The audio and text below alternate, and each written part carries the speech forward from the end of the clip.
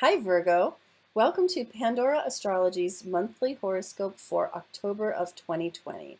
And Virgo, if you missed your annual birthday reading this year, please know it is not too late to jump into your personal new year, knowing what's already going on from the beginning. And you'll find below in the YouTube description a link for how to get your birthday reading. And today we're going to talk about the themes that are happening this month, including Mars, Mercury, and Venus, and not two, but three moons. Hey, Julia, you want to get this thing started?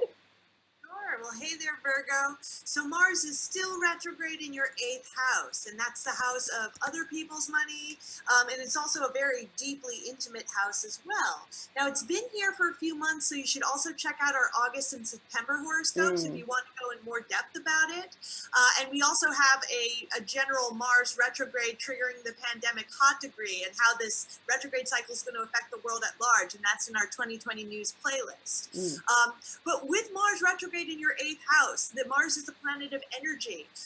And when it's retrograde, it's a time of frustrations and flare ups. Mhm. So you could be running into fights with the people close to you over money because this is a financial house. And since it's a very sexual house as well, and Mars is a sexual planet too, this could also be a physically frustrating time as well. Oh man, bummer. Won't last forever though, don't worry.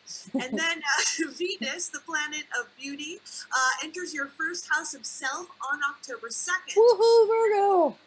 So wonderful because that means you're embodying Venus energy. So Venus being such a pretty planet, like this is a great time if you want to do anything to change your appearance, Mm. whether that means get a haircut, go to have a shopping trip at Sephora, or if you want to get a tattoo or piercing, because Venus is giving you a little bit of extra luck in your appearance. And it's a very good time for making a good first impression on people too. Yeah.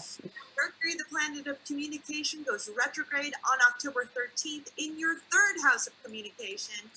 The third house also represents contracts, documents. You might have to sort of review some of the contracts and documents in your life. Definitely not a good time for signing anything.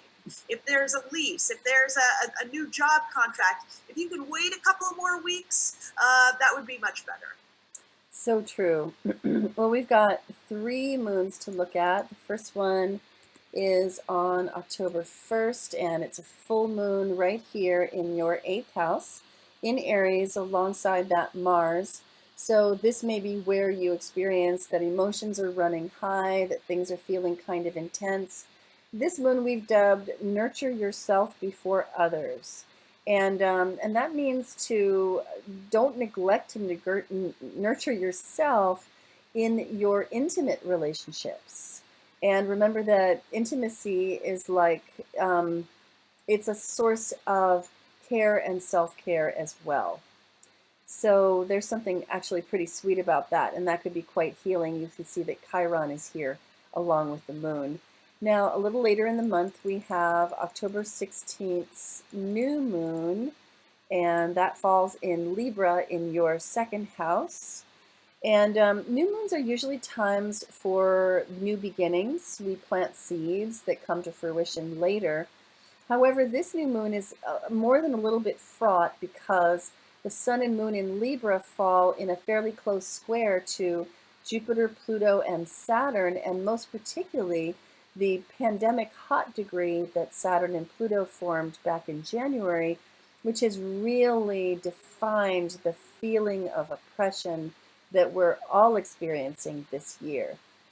Now, that pandemic hot degree, you may already know from other videos that we've put out on our astrology of pandemic year 2020 playlist. You might already know that that lands for you in your fifth house of creativity.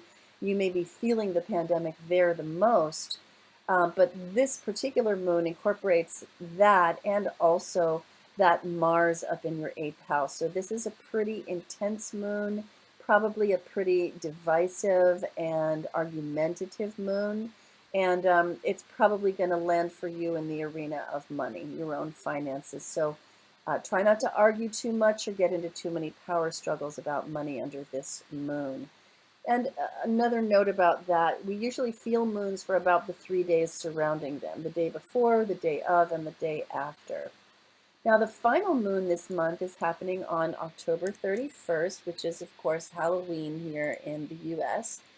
And this one is a second full moon happening inside of a single month, and therefore we call that a blue moon. It doesn't have astrological significance. It's just kind of cool to think of a blue moon happening along with Halloween.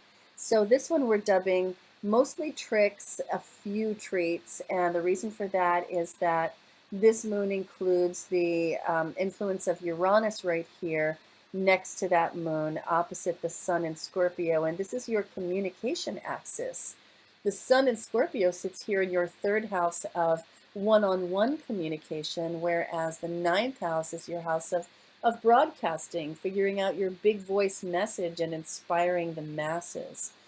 Having the moon there could make your words bigger and more exciting, more inspiring and vivifying. But you also have to watch out for the influence of that Uranus there, because Uranus tends to bring the unexpected. And yeah, I mean, who knows what might happen if you put yourself in front of a group on a day like that when emotions are running high and it's also Halloween. So I would be cautious, because these planets falling in Taurus suggest that there are some themes there around safety and security as well. Well, that's all we have for you today. Hope you enjoyed it, Virgo. And if you did, please be sure to like, share, and subscribe, because we love it when you do that. You can always find your horoscope on our website, pandoraastrology.com/horoscope, and you can find the monthly forecast on our website as well.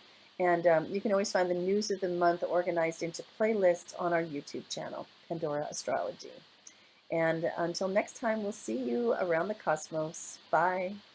Bye.